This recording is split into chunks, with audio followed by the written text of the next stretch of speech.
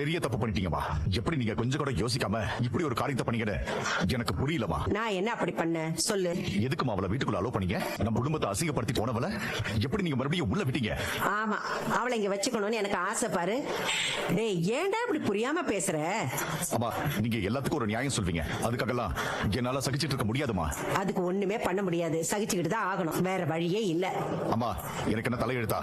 டேய், நானே சகிச்சிருக்கேன். அது நடக்கிறப்போ அந்த நிமிஷம் அந்த நொடி என் கண்ணால நான் அதை கன்ஃபார்ம் பண்ணணும்.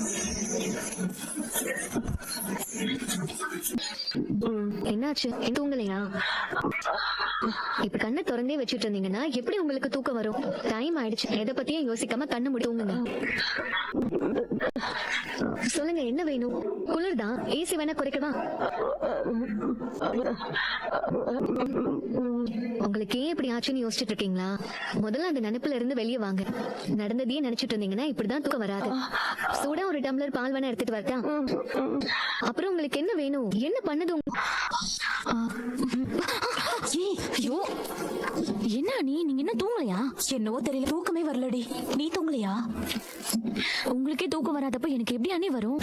அன்பு ரூம்ல என்ன நடக்குதுன்னு தெரியாம மண்டை சூடாகி வெடிச்சிடும் போல இருக்கு. எனக்கு பிரஷர்ல ஹார்ட் வெடிச்சிடும் போல இருக்கு. ஐயோ, சனி பிடிச்சவ, அவ்வளவு ரோஷமா இந்த வீட்டை விட்டு போனவ எப்படி வெக்கமே இல்ல.